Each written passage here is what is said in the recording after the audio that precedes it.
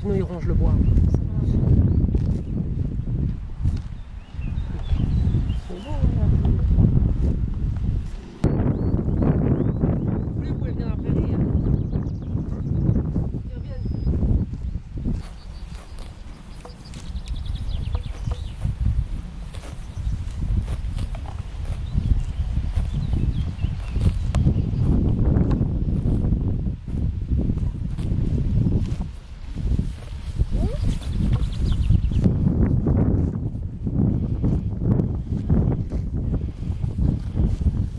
C'est comment son nom? Il n'y en a pas encore. Il n'y en a pas encore. Là, t'as pas encore de nom, toi. Recule. Sally, non. Le chien et le cheval.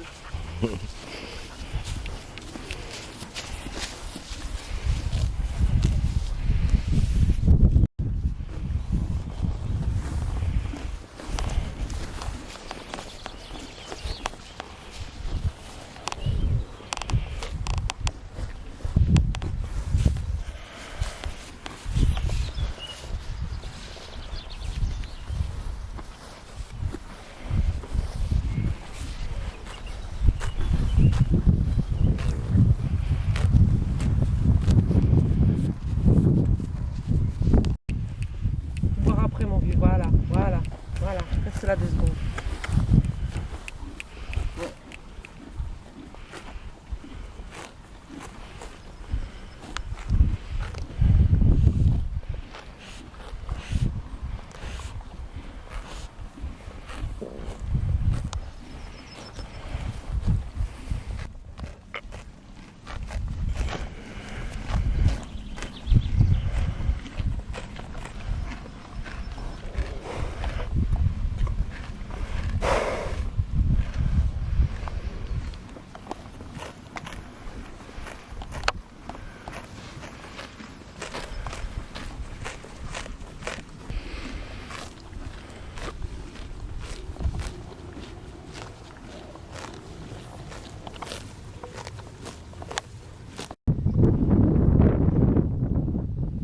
Elle est débourrée. La carrière, elle a des très bons papiers, donc on va en faire une poulinière certainement. Elle va rester ici après. Après elle va rester ici pour la carrière de poulinière. Mais là, il ne le pousse pas, hein, donc je veux dire, normalement les chevaux qui stoppent, c'est sur pas mal de mètres. Là, vous allez voir comment le cheval s'engage quand il s'arrête. Voilà, donc il s'assied complètement. Et normalement, il doit avancer les antérieurs pour glisser sur 2, 3, 5, 6 mètres, voilà.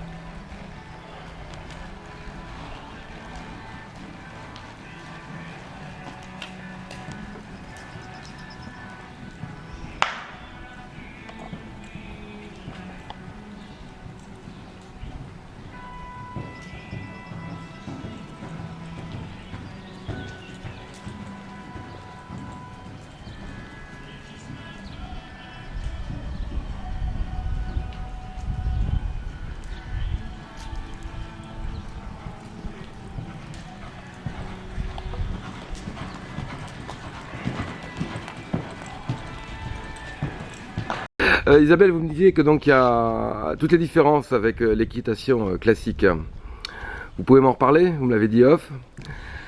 Alors en fait, il y a une grande différence dans l'équitation américaine et l'équitation classique. Je veux dire, même si la base est la même, je veux dire, on apprend à démarrer au galop d'une certaine façon, je veux dire, même si la base est la même, l'évolution va être tout à fait parfois opposée.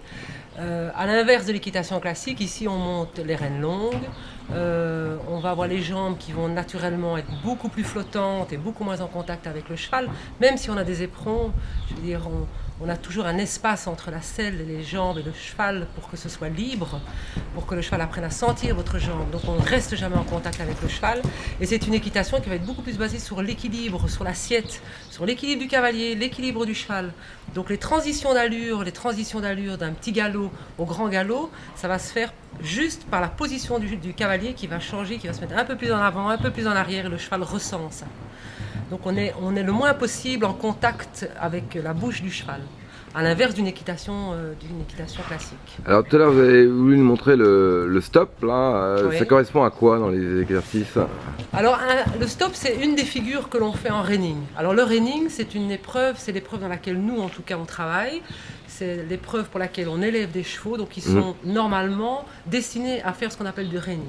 Le reining, à l'origine, c'était des chevaux qui devaient travailler le bétail et qui devaient encadrer les Oui, vaches. ça on en parlera un peu plus longuement après. Mais... Donc ce sont Oui, des épreuves d'agilité. Et dans ce reining, c'est une épreuve, si vous voulez, c'est un parcours qui dure 4 minutes.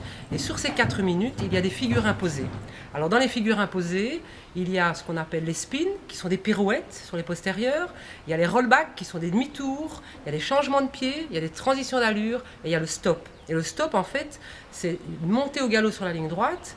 Et le cheval, à un certain moment, donc c'est le cavalier qui lui donne l'ordre de le faire, va s'arrêter en glissant en dessous de lui ses postérieurs et en activant, si vous voulez, ses antérieurs. Et il va pouvoir glisser de cette façon sur 3, 5, plusieurs mètres. C'est un apprentissage difficile pour le cheval, ce stop? Non. C'est pas vraiment un apprentissage difficile pour le cheval, il est bâti pour. Oui. Beaucoup de gens ont essayé de faire du reining avec d'autres races. Et c'est vrai que là, forcément, très souvent, ça ne marche pas. Parce que ces chevaux n'ont pas l'arrière-main qu'il faut. Donc le quarter-horse, c'est vraiment une arrière-main. Donc ça veut dire les deux postérieurs, les fesses, si vous voulez, du cheval sont très musclés, ce dont il a besoin. Il a des bons jarrets, on n'a pas de problème de jarret. Il a une conformation qui fait qu'il est fait pour ce genre de manœuvre. Donc pour lui, c'est pas vraiment un problème d'apprendre ce genre de choses. Donc là, c'est un jeune cheval qui est vraiment au tout début de son apprentissage, c'est ça? Alors ici, c'est un jeune cheval. Bon, nous, on les commence en fait à 2 ans. Donc à 2 ans, c'est les débourrages. Après, on les met en général 3-4 mois de repos. On reprend le travail. Et c'est vraiment le début de l'année de leurs 3 ans que le vrai travail va commencer pour arriver à la fin des 3 ans à faire toutes les épreuves de ce qu'on appelle les futurities. Et les futurities, ce sont les épreuves pour les jeunes chevaux de 3 ans. Alors, il y a des futurities qui se sont organisées ici. On va faire des pré-futurities ici. Oui. Il y a des gros futurities en France qui se passent en Alsace. Il y a des futurities en Allemagne, des futurities en Belgique, il y a des futurities en Italie. Et les plus gros futurities sont à Oklahoma City, où là, il y a le plus d'argent à gagner, où il y a 503 ans d'inscrits pour en avoir 20, les 20 meilleurs en finale. D'accord. Alors, ce cheval-là, il travaille combien de fois par jour? Une fois Il simplement? travaille une fois par jour, il a 2 jours de repos par semaine. Oui. Il travaille une fois par jour. Et, Combien de temps? 1 heure, 2 heures? oh, ça dépend. Je veux dire, ça peut être. Si jamais il y a vraiment un problème sur le cheval, ça va durer un peu plus longtemps. Il faudra régler le problème. Si jamais les choses se passent bien, ça va faire une demi-heure, 3/4 d'heure.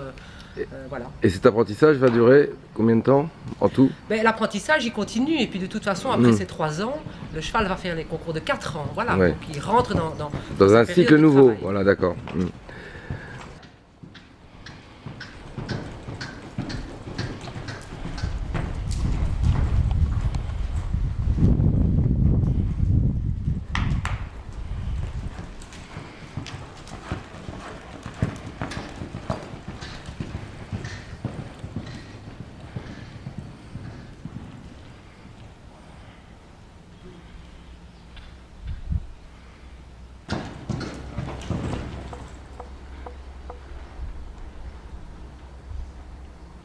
Des box de poulinière. Oui. Donc on a des grands box qui font 3,5 sur 4, qui sont caoutchoutés complètement. Et c'est là que se passe les poulinages. Tous les box sont sous caméra. Et donc on a le système Wi-Fi à la maison où on surveille les juments pour les poulinages quand c'est la période. Donc ça, ce sont vraiment les 3 grands box pour le poulinage. Alors ici, on a fait le labo, parce qu'en fait, au départ, on est aussi un centre d'insémination. Oui. Donc on a les appareils pour des cuves pour les paillettes, pour le bain-marie pour réchauffer des paillettes. Donc on a vraiment tout, mais depuis l'année passée, on n'a plus de vétérinaire pour venir faire tout le suivi, en tout cas gynéco pour les juments. Donc voilà, c'est un petit peu à l'arrêt pour le moment. On est obligé d'aller conduire nos juments ailleurs. Mais on a fait pendant 2 ans toute l'insémination Ici, d'accord. On est équipé pour le faire, on a l'échographe, on a tout. D'accord.